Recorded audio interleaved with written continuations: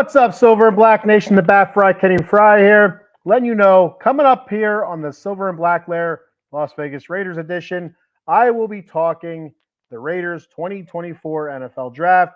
Also, I'll take a look at who the Raiders signed as undrafted free agents, and I'll give you my thoughts and opinions on how the Raiders did on this year's NFL Draft. So stay tuned. I will be back in 44 seconds.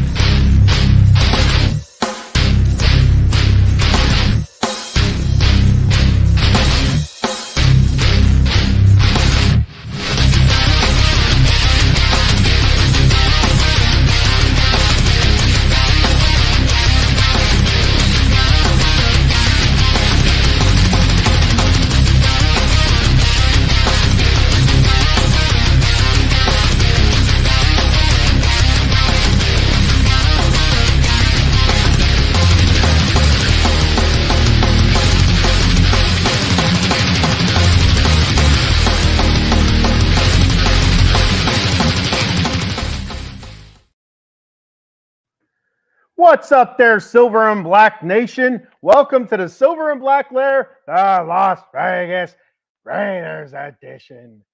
I'm your host, the Bat Fry, Kenny Fry. And you know what day it is, right? It's Friday. All right, there we go. No day is better than a Friday unless you have to work the weekend like this sucker has to. It is what it is. You know what? I say that, being bummed about having to work the weekend, but where I work, it's every fourth weekend is mandatory. That's nothing. That is absolutely nothing. So I can't ask for much more than that.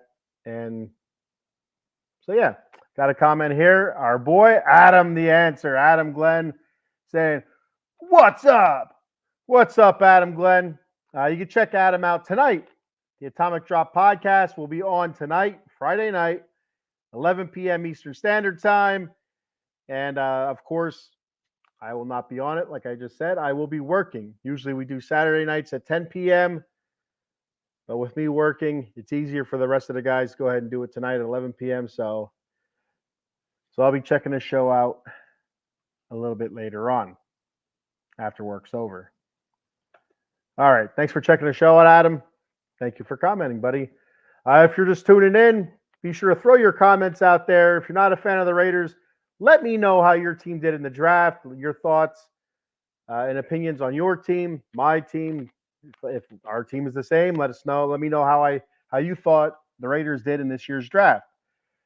Or whatever you want to talk about, doesn't matter to me. If you want to throw out a baseball question or you want to talk about how the Sixers suck or whatever, I don't know. I don't watch basketball, but I'll throw it up there and I'll read it off and let be. All right, so I'm going to go ahead and kick this off talking a little bit of Raiders NFL draft. It's going to be a quick episode here. So going first round through seventh round, the Raiders had one pick in the first, one pick in the second, one pick in the third, one pick in the fourth, one pick in the fifth, one pick in the sixth, and two in the seventh. So going into the draft, so many different questions. What are the Raiders going to do, especially in the first round? Are they going to try to trade up for Jaden Daniels? Are they going to trade up a couple spots, to try and pick up another quarterback, especially if Jaden Daniels, if they can't get all the way up to 2 to get Jaden Daniels? Or they get a trade up to get, perhaps a Michael Penix or a J.J. McCarthy or whatever.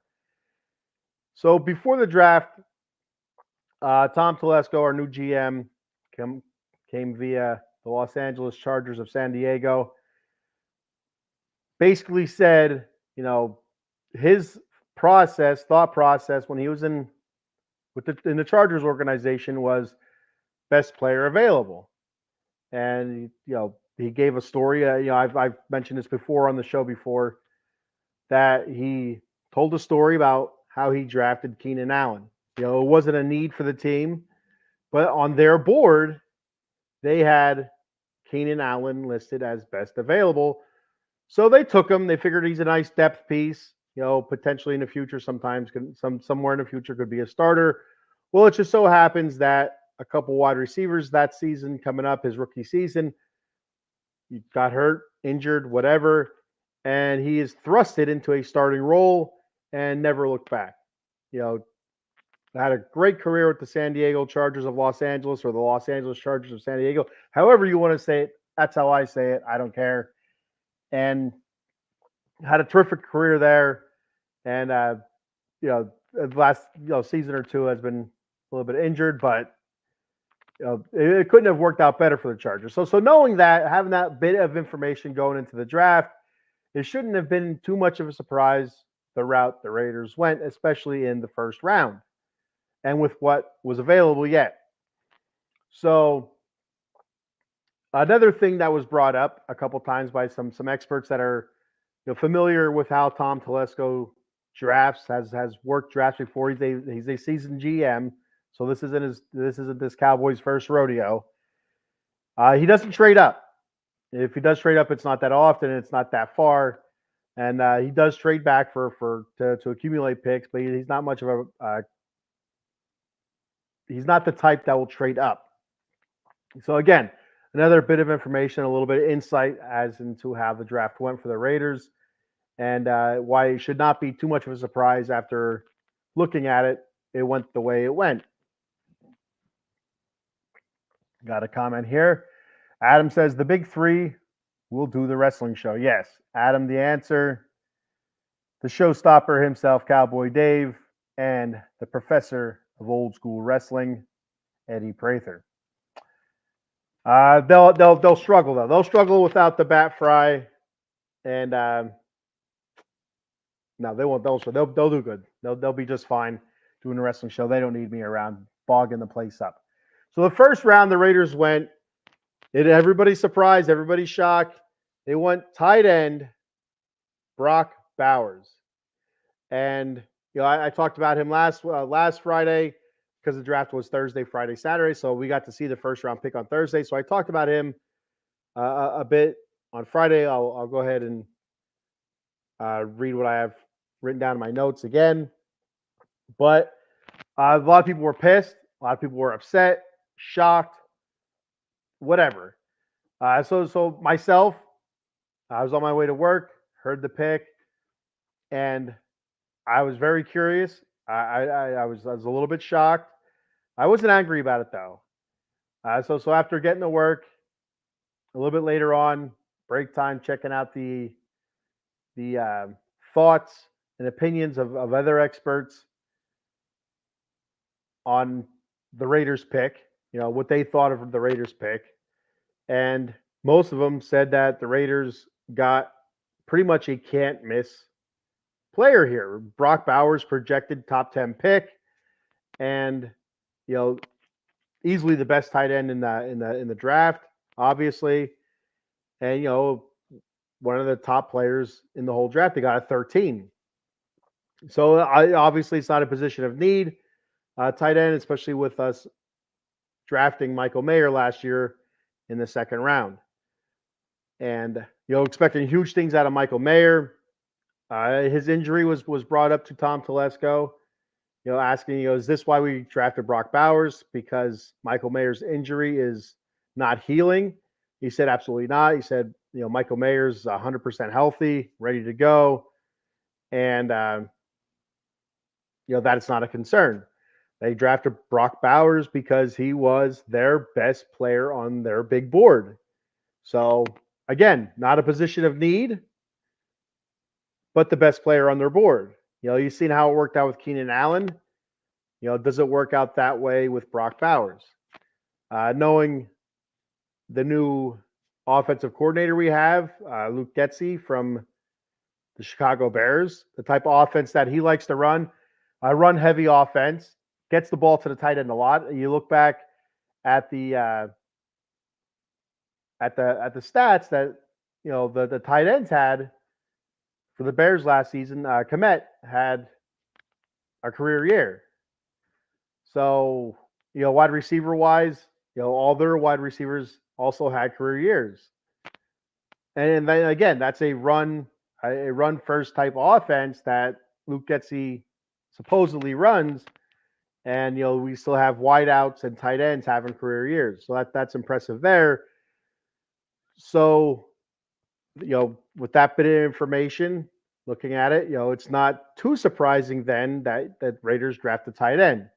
Not an overly great blocking tight end, but a very overly great receiving tight end, a la Travis Kelce and George Kittle from the 49ers. I'm reading a lot of comparisons to from to Brock Bowers to George Kittle, and the similar builds, similar skill set, except George Kittle, by most people's estimation, is a better blocking tight end than what Brock Bowers is. Brock Bowers not a terrible blocking tight end, but not great either.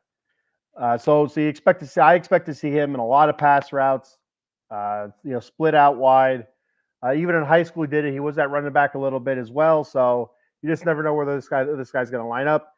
I do expect to see a lot of two tight end sets, which is a-okay in my book. Michael Mayer, a very good receiving tight end we've seen through college. Last season, when he got the opportunity, proved that he's a very good receiving tight end and not a bad blocker either. So it's really exciting. The more I thought about it, the more I was okay with this pick. Even though there were some guys on that board that I really would have liked. Fuaga, offensive tackle. Who else? Terrion Arnold was still available. Quinyon, what's his name? I think it was Quinyon Mitchell. It was his last name. The other top cornerback, he was still available as well. All the quarterbacks were gone. There were six quarterbacks gone before the Raiders even got the pick. So, I mean, if Michael Penix dropped to the Raiders at 13, do the Raiders take him? Do they have him higher on their big board than what they had Brock Bowers? I mean, by most estimations from these draft gurus, Brock Bowers, like I said, a top 10 pick, maybe even some, top 5. Michael Penix, a lot of these draft gurus had him going late first, early second round. So you'd have to imagine that the Raiders' big board, even if Michael Penix was there, would have had Brock Bowers above him. So if Michael Penix is there, do they still draft Brock Bowers? I don't know. It's an interesting question, something I really thought about. Maybe one day we'll know the answer to that. Somebody from the Raiders organization will say, if Michael Penix fell to them, they would have drafted Michael Penix or Bo Nix or J.J. McCarthy or whatever. They did say that they did try to get up to 2. And like I said last week or 2 weeks ago, wasn't going to happen. Was not going to happen. There was no way Washington was going to give up a chance to draft one of these quarterbacks that can be a potential franchise quarterback for the next 10 to 15 years. It doesn't make sense. I said it over and over again. It doesn't make sense for any of these top 3 teams drafting picks 1, 2, and 3 to trade out of their pick just to get a couple trades, a couple more picks, more first round picks over the next couple of years, and have them potentially not be a franchise type quarterback. There's a likelihood, a potential that these top 3 picks, Caleb Williams, Jaden Daniels, and Drake May. And Drake May could be franchise type quarterbacks. And if that gets you through the next 10 to 15 years, gets you competitive, makes you competitive, brings your team's name back into the mainstream, so you're not picking 1, 2, or 3. It's worth it. It's worth not, trading out of. You have to take that guy. And that's why so many teams are trying to jump all the way ahead to 1, 2, or 3, to get that franchise quarterback that can serve their team for the next 10 to 15 years and bring that franchise back to prominence. So with that being said, I never thought the Raiders were going to get up to 2. Now, there were some rumors that 3 was a possibility, that the New England Patriots were shopping that around. Whether or not that was real, fake, we'll probably never know that either. But I do hope to one day hear if Michael Penix was there, if the Raiders would have drafted Penix or if they would have stuck with Brock Bowers. I think that's pretty interesting. I have a comment here from Eileen. What's up, Eileen? She says, yay, it's the Bat Fry. You know what day it is, Eileen? It's Friday. What's up? All right, so Brock Bowers, raised in Napa Valley, Their parents had his parents had a lot of great things to say about the Raider organization because when the Raiders were in Oakland, they did do their preseason workouts in Napa Valley, and saying how well they did in the community and how they were always doing things with the youth, and uh, just stuff like charity stuff and stuff like that. So they're very positive towards the Raider organization. Mark Davis talking to the family, Brock Bowers and his family, saying the Raiders are a family. It's family first and family oriented, and like the mantra is, once a Raider, always a Raider. That's family, right? So, and for the most part, I'd say 99% of the time, it's fact. If you were a Raider, you were always a Raider. They always welcome their veterans back. They're the past Raiders. They always welcome them back, and I haven't heard of a time where there's been a Raider that has been turned away. So I say 99% of the time because there's some guys that have a hard time seeing returning with their with their dignity at a Raider. Jamarcus Russell, that's one right there.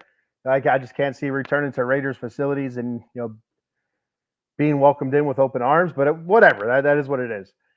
So he was a number 2 tight end out of high school in the whole nation. He was a number 2 ranked tight end out of high school. He's 6'3", 243 pounds, very comparable to George Kittle size. He's very good after the catch. A lot of yak yards after catch, breaking tackles. Can beat man coverage. Can sit in the belly of the zone. Find himself a hole, settle down, which is awesome. That's what you want out of your wideouts or receiving tight ends. It's one of the things that I thought Hunter Renfrow did so well that they kind of got away from and wouldn't allow him to do when Josh McDaniels was running the show. Like I said, compared to George Kittle a lot, not a great blocker, but he could be just good enough at blocking to get by, which, I don't envision the Raiders using Brock Bowers much for blocking. He was a first-team All-American at Georgia 3 times. First back-to-back winner of the John Mackey Award, like I said last week. And that's the award for the nation's top tight end. Career-wise, 40 games played, 175 receptions, 2,538 yards, 26 touchdowns. He also did set the record at Georgia for most receiving touchdowns in a season. That was 13. I believe that was in 2022, I believe. Mom was an All-American softball player. So, the athletics, it's in his blood. His mom was an All-American softball player. Dad played center for Texas A&M. So, it's in the genes. It's absolutely in the genes there. I can't wait to see him on the field. I can't wait to see him making plays. Very excited for Brock Bowers and to see what he can do for our offense, which, you look at it, it was a very anemic offense last season. It let us down a lot last year. And whether or not that was Josh McDaniels' fault or Jimmy G or a young Aiden O'Connell, whatever, it doesn't matter whose fault it was. Josh Jacobs, who struggled last year to really get the ball going on the ground, offensive line that struggled run blocking but did well pass blocking. You pass the blame all around on offense, but he's definitely going to help. It's going to having Devontae Adams pulling in extra eyes is just going to open it up for Brock Bowers and the other receivers. It's going to be a lot of fun to watch. Now, whether or not who he has thrown the ball to him, not really sure yet. Whether or not it's going to be Aiden O'Connell or Gardner Minshew is left to be seen. I mean, I know a lot of people are saying Minshew because he is the veteran. He has played well last season for the Colts, filling in when their rookie quarterback was hurt. But I'm not putting anything past Aiden O'Connell. He's going to have a full off season. He didn't have that last year, and he still played. He still finished the season well. I think he had 9 starts last season. I think. Yeah, I think it was 9 starts.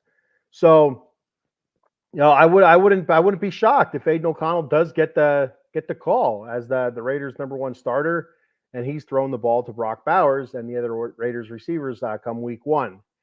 That and I'd be totally fine if it was Gardner Minshew, but I'm putting my money on Aiden O'Connell coming out and winning that job, and at least getting the first couple of weeks to see see how he does and see how he's progressed from the quarterback he was last year. Where again, if you go back and look at it, there was progression as the weeks went on. At the end of the season, he steadily got better, protected the football, started moving the ball downfield, and was making a lot of strong throws in a lot of small spaces. Started looking like an NFL quarterback. Obviously, he's not very mobile. His legs are very spindly, so he's not made for running. He's made for standing and throwing. So hopefully, an offensive line can keep him upright. He did take some sacks last year. I'll tell you that. He got into some trouble, kind of just stood there, tried getting rid of the ball, but there was no movement in the pocket. Hopefully, that's something that he works on and he learns. You don't have to be mobile, meaning running the ball, for 100 yards a game. Being mobile is just moving in the pocket. Moving in the pocket, maybe picking up a yard or two occasionally, but just having pocket awareness and moving in the pocket, moving up, moving left, moving right, getting out of danger, feeling that pressure from behind and in front and up the middle. Our boy Joe Sullivan checking in. Check Joe Sullivan out on the Sully Squad on Mondays at 6:30, and also Tuesdays. Every other Tuesday, he and Cowboy Dave do MLB extra innings. I talk all Major League Baseball. That's every other Tuesday at 8:30 p.m., I believe. Joe says, love the Bowers pick. What do you think of the rest of the draft? Funny you should ask that, Joe. That's what I'm talking. I'm talking the whole draft here. Overall, I was going to save this for last, but overall, Joe, I did like the Raiders draft. Not every pick, but I would say the majority of the picks I really did like. The first pick, the second pick, I'm not so sure about the third pick. Their fifth round pick, Tommy Eichenberg, linebacker, Ohio State. I really like that pick. And the Dylan Labe, the running back out of New Hampshire, and I think is the cornerback out of Pitt, our final pick, had some potential there as well. So overall, I really do like the Raiders draft, and only time will tell. It's one of those things you see a lot of the experts give grades out for drafts. Oh, this was an A, or this team did a B. You don't know. It's going to be a couple years before you know for sure what the draft is. I mean, you can kind of figure out some of these picks, what they're going to be, but overall, you won't know for a couple seasons. But for myself personally, I like the Raiders draft. I like what they did. I like the versatility that they got out of a bunch of these picks. Guys that can play multiple positions, play multiple spots in the field. I think that's very, very important. So moving on from the Raiders' first round pick to their second round pick, another terrific pick. They picked Jackson Powers Johnson, or JPJ, a guard, or actually a center, but the Raiders announced him as a guard out of Oregon. He was a terrific center at Oregon, or Oregon, however you want to say it. I don't know how. It depends on, I guess, where you're from. If you call it Oregon or Oregon, it doesn't really matter to me. 714 career pass blocking snaps, allowed 0 sacks and 1 quarterback hit. That's impressive right there. 2023 started all 13 games, became Pac-12's first ever Remington Award winner, which kind of surprised me a little bit. The Remington Award is the nation's top center, and it's kind of surprising that nobody else in the Pac-12 has ever won that award. So I was a little bit surprised by that. Very interesting. He was announced as a guard, like I said. Played nearly 500 snaps at both guard positions. And that's huge. That is absolutely huge. You can tell it was a fantastic center in college, but also has that guard experience. That's very important. And a couple other things that are really important is he was already a Raider fan. Family, great-grandfather, a Raider fan, grandfather, Raider fan. They had season tickets for well over 20 years. And so you can't beat that. He was super excited to be there, which you gotta love. And I can't wait to see this kid play. It's very important with him being with that center experience and also playing guard now is that we obviously we re-signed our center. The one thing that the Raiders did do is they reached out to him and they told him, say, hey, we're going to draft Jackson Powers Johnson. We know he's listed as a center. We're announcing him as a guard. Your spot is safe, but it has to be said. But if he doesn't show up, if he's not playing well, you could see Jackson Powers Johnson slide over into that center position, or even Dylan Parham. I've talked about several times. Dylan Parham, plays center as well. That's one thing that I thought the Raiders were going to go this year. I thought they were going to move Dylan Parham to center because I think we had three centers that were free agents. So versatility is key. Versatility is huge, and nothing better than filling a couple needs just with one guy. Really, when you think about it.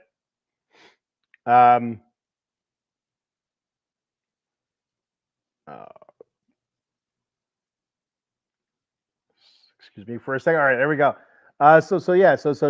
Really excited for this pick. This is another pick I absolutely love. I probably like this one more than the Brock Bowers draft pick, just because the versatility, and this guy probably could have easily been a first round pick. The guard class was not very deep this year, and as well as the center class, as far as I can think, wasn't a very deep class either. This guy's the best of both worlds. So he's going to be. We also the Raiders did sign. I think his name's Cody Whitehair. Just last week, 2 weeks ago, and as a backup guard. So you'd have to figure that JPJ you're going to slot him right into your starting guard position. You'd imagine that's where I would think he would go right away.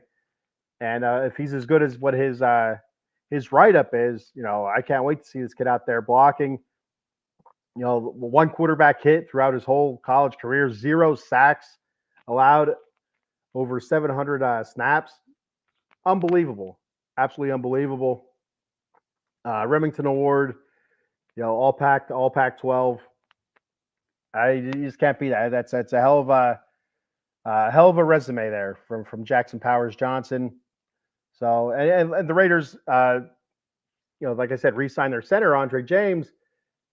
It's like I think it's a 2 or 3 year deal. So it's not like it's a long term 5, 6, 7, 8 year deal. It's a 2 or 3 year deal. So I wouldn't be too surprised if in 2 or 3 years, Andre James is not back with the silver and black, but now you move Jackson Powers Johnson to center, and fill in through guard. Maybe next year's draft, the draft after, fill in through guard there, or even Thayer Mumford, who's listed as a tackle but also plays guard. Maybe he transitions full time to guard. You'll give him another season at filling in, and maybe he's up to par, and he can be a starting guard then, instead of a swing tackle. So a lot of possibilities there with the Raiders and their offensive line. I really like the way Andre James did finish last season, so hopefully he carries that over. And like I said, it's only a 2 or 3 year deal that they signed him to, and I wouldn't be too surprised if in the future Jackson Powers Johnson isn't snapping the ball to a quarterback. I don't know who it's going to be. It could still be Aiden O'Connell. I don't know. So moving on to the third round, that's where the Raiders selected an offensive tackle with their 77th pick, DJ Glaze, or Glaze. I think it's Glaze, but I could be wrong. And a offensive tackle out of Maryland, 32 starts last 3 seasons. Since 2021, he has a 2.8% quarterback pressure percentage. Very good. That's the 7th amongst draft-eligible offensive tackles. He's 6'5", 328 pounds, a 7-foot wingspan. Has 1,000 snaps at both tackle spots. Again, versatility. And he also, I also heard some of the draft gurus talk about him, possibly bumping down to guard as well. So not only he can play left tackle, right tackle, but also can fill in his guard as if needed. So that's fantastic there. So I'm not really 100% sure how to feel about this. So when I was reading about his write up, it sounded like a very good tackle. When he played, the offense, was good. Tagovailoa, I can't think of his first name. It's Tua's brother. He stayed upright and he did very, very well. But when this guy was out or hurt, Tagovailoa in the offense kind of sputtered a little bit. So, the key is, how healthy can this guy stay? He did have some injury issues, injury history before college, but he stayed fairly healthy throughout. For the most part, of course, playing offensive line, you're going to get dinged up no matter what. You are going to miss games, so it is what it is. So it's going to be interesting to see how he's going to be utilized. I don't expect him to slide into a starting role right off the bat. I do expect him to fill in, though. I do expect a rotation. He'll fill in a rotational spot. Like I said, Thayer Mumford, he's an offensive tackle. Raiders drafted him 2 years ago. I'd almost expect Mumford to start at tackle right now, but I'm not 100% sure about that. That's at right tackle. He says he's more comfortable at left tackle, but of course, at left tackle we have Colton Miller there. But I don't see DJ Glaze starting at tackle, but I do see him rotating in with Thayer Mumford, amongst other, DJ Fluker and such. So moving on from that, we go to the 4th round with the 112th pick. The Raiders selected Decamerion Richardson. That's hard to say. I'm going to call him Cam. Decam Richardson. There we go. Decam Richardson, cornerback out of Mississippi State. Played 45 games, 26 starts throughout his collegiate career, 177 tackles, a sack, 10 passes defended. Led the SEC corners in tackles. That's great. A cornerback that likes to tackle, that's good stuff. Back-to-back seasons. He led the SEC corners back-to-back seasons in tackles. He's 6'2", 188 pounds. One of the fastest cornerbacks in the NFL draft this year. He ran a 40 and 4.34. That's the 3rd fastest amongst cornerbacks. NFL Next Gen Stats also gave him the highest athleticism score of 88 amongst all cornerbacks in the draft. So the Raiders picked this guy up in the 4th. It seems like a bargain.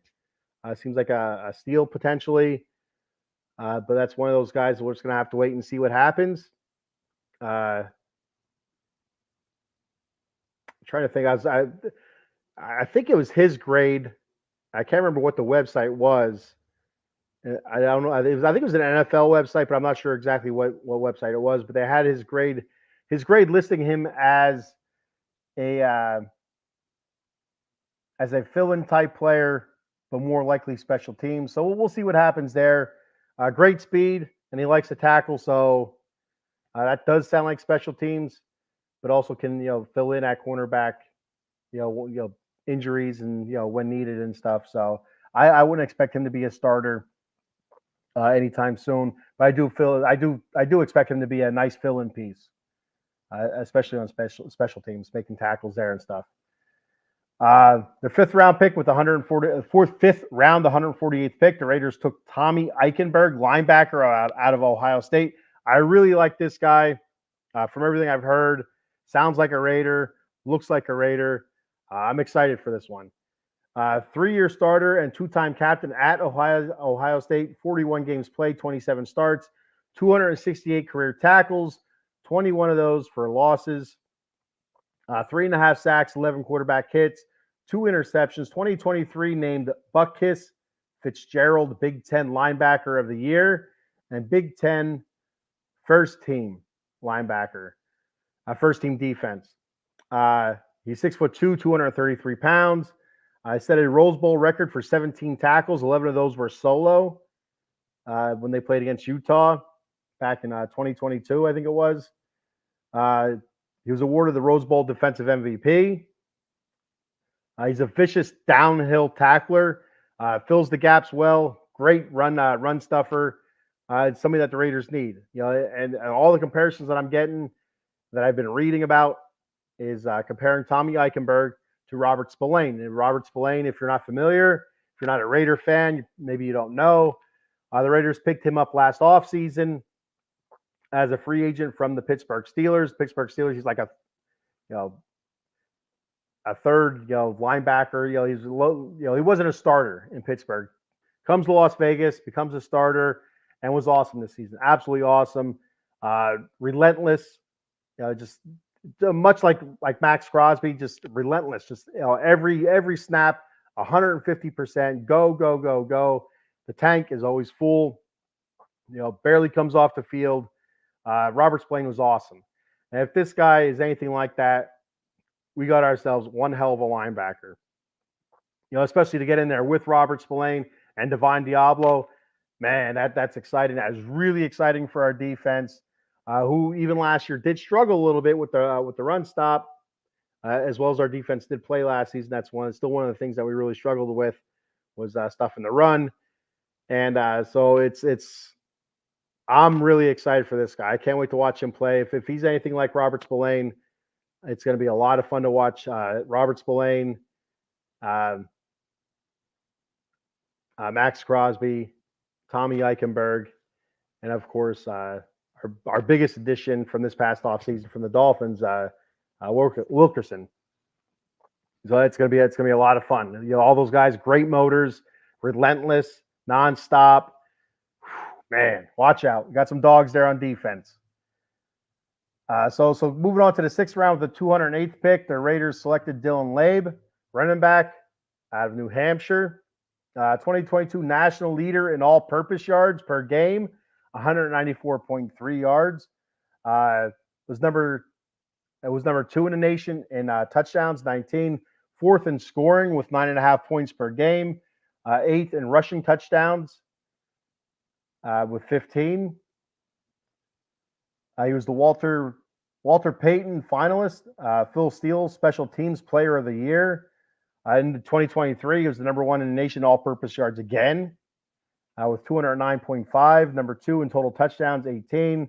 160 carries for 749 yards, 9 touchdowns, 68 catches for 699 yards, 7 touchdowns, a kickoff return, a punt return for a touchdown. A lot of people are calling him the Danny Woodhead 2.0. And if you're familiar with Danny Woodhead, who Danny Woodhead is, that's great. That's a compliment. Great receiving running back, a good third down type back, a nice spell back too. If the running back needs a spell for a series or two, you throw this guy in there, does all the things that a regular running back can do, and much more. Danny Woodhead also was very, very good on special teams, returning kicks and stuff like that. And so I really like this pick with Dylan Laib. Seems like a playmaker, and can't wait to see what he does. Like I said, 2023, 749 yards rushing, 699 yards receiving. In 2022, he had over 1,000 yards rushing. Receiving wise, I'm not 100% sure what it was there, but pretty good, very good. So I like him. I like him being a big time special teamer, but also in those third down situations, I'd expect to see him. It's maybe not the beginning of the season, but before the season's out, he'll be our third down back. I have no doubt. 7th round, move on to there. With the 223rd pick, the Raiders selected Trey Taylor, safety out of Air Force. 2022 second team All Mountain West Conference. In 2022, second team All Mountain West Conference. Led team in tackles with 69. Started all 13 games, 4.5 tackles for loss, 2 interceptions, and 4 passes defended. 2023 won the Jim Thorpe Award for nation's top defensive back, 3rd team AP All-American, 1st team All-West, All-Western Mountain West Conference. He had 3 interceptions, 74 tackles, 5 tackles for loss, and 4 PBUs. He's also the cousin of Ed Reed, so there's that. And this guy seems to be more of like a special teamer. I'm not really sure if we'll ever see him in a starting role. Could be a special teamer, could be a practice squad guy. It could be one of those guys that also get cut. I don't know. I don't know a whole lot about him. Air Force, so you have to wonder about the military commitments. I did hear that he's fulfilled his military commitment, so he's free to play in the NFL. Sometimes you got to wait a year or two because their military commitments aren't up yet with some of those guys that you select from the military schools. And finally, in the 7th round, with their 229th pick, the Raiders selected MJ Devonshire, cornerback out of Pitt. This one seems to be a pretty good pickup as well. Ran a 4.45 40. 2022 second team All ACC return specialist, honorable mention cornerback. 2 returns for touchdowns. He also had 34 tackles, 3 interceptions, 8 PBUs. First Pitt player with a punt return touchdown and an interception touchdown in the same game since Darrelle Revis did it. 2023 second team All ACC cornerback. Led the team with 4 interceptions, 10 PBUs. He's very confident with press coverage. He also does very good in zone coverage. He does a great job of getting his head around, finding the ball. He's not overly fast, so he does have some trouble keeping up sometimes on some of those go routes or some of the deeper pass routes. So he has been called a bit for a little bit of holding, some grabbing, some pawing at the receivers. So that's one thing that is a knock against him. He does have a 6'6" wingspan as well.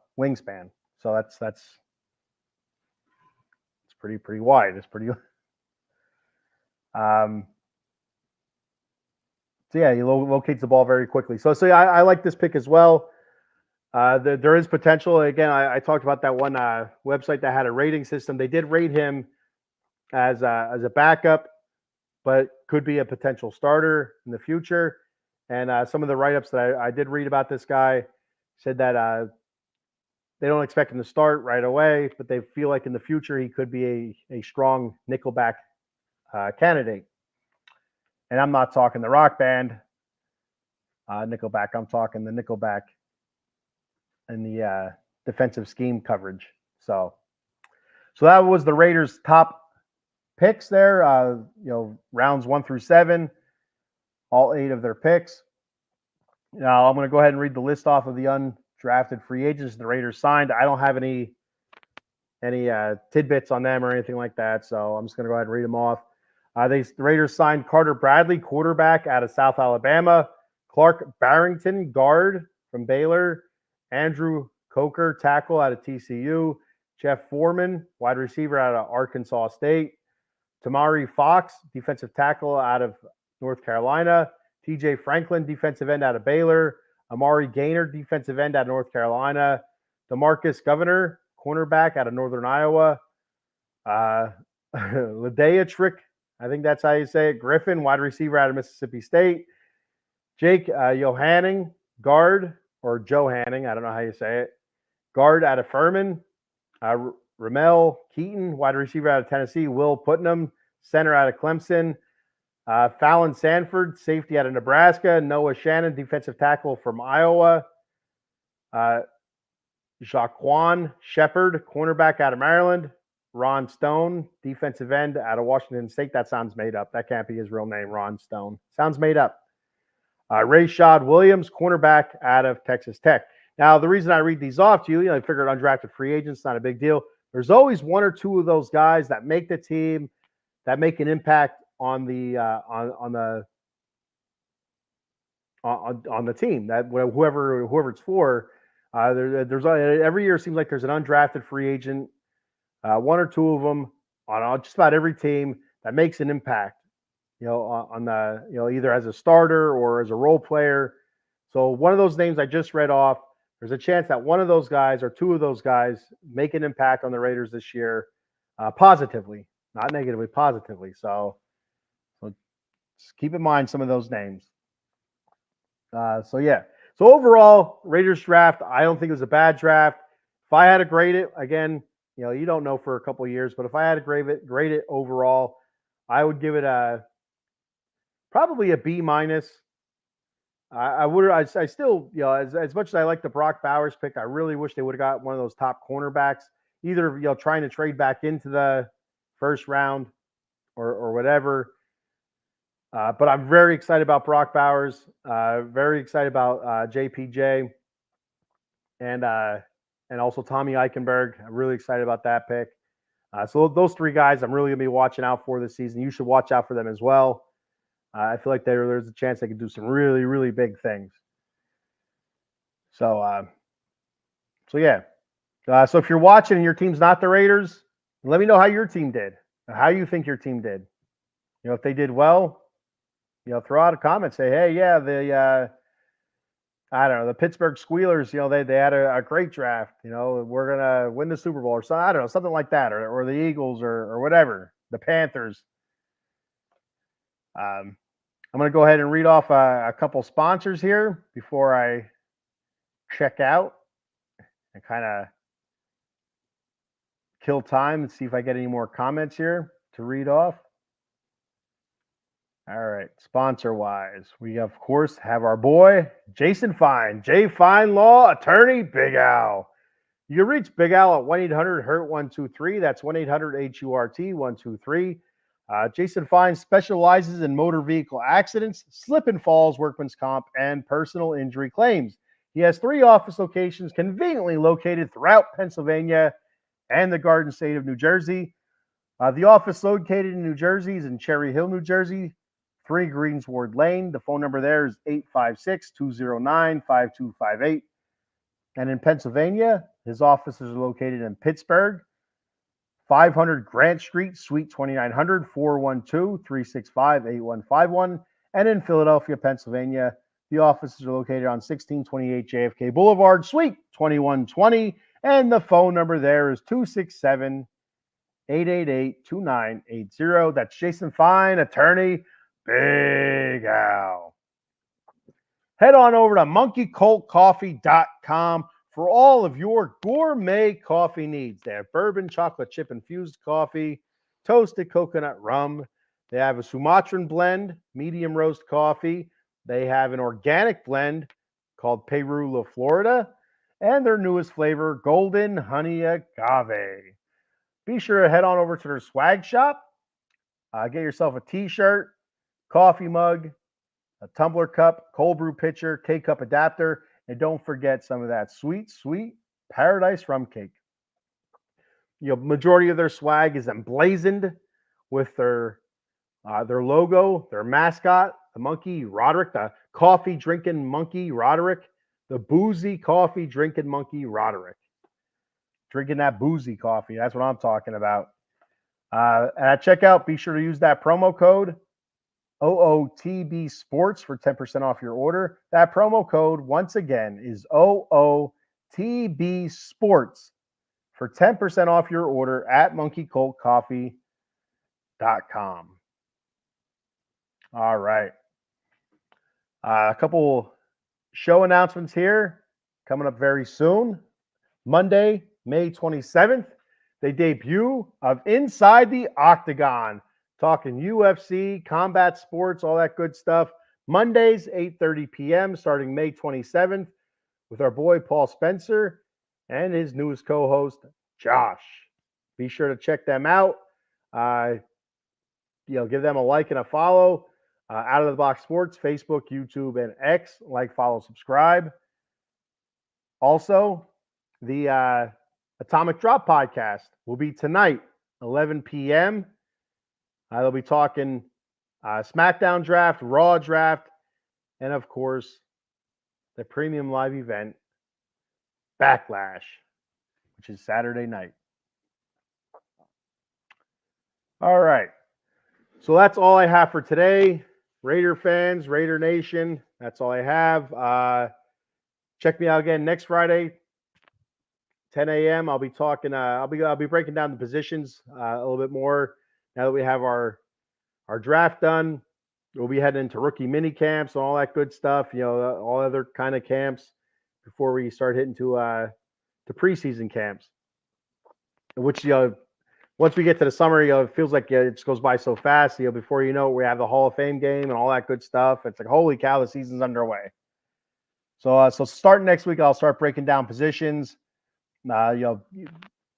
Defensive backfield, defensive linemen, all that stuff. Offensive linemen, running backs. I'll break down all those different rooms and give you my thoughts on as to who will be the starters and impact players this upcoming season for the Silver and Black. You can also check me out next Wednesday, 10 a.m. with the Bat Cave. I still have to get this week's episode in. I'd like to do that today, but I'm not sure if I'll get to it today. If not today, I'll definitely do it tomorrow. Because I missed this past Wednesday. I fell asleep. And the rigors of working night shift. And also next Thursday, still talking LA Kings hockey, even though they're eliminated. I'll be talking a little bit LA Kings and I guess mostly Stanley Cup playoffs, the teams that are still alive. I'll give you my thoughts and predictions on those. And like I said, next Friday, 10 a.m., join me here with the Silver and Black Lair Las Vegas Raiders edition. All right, so that's all I have for today. Thank you, everybody, for checking the show out. Thank you for commenting. Be sure to like, follow, subscribe. Out of the Box Sports Entertainment, Facebook, YouTube, and X, formerly known as the Twitter. All right, I'll see you guys later. And just win, baby.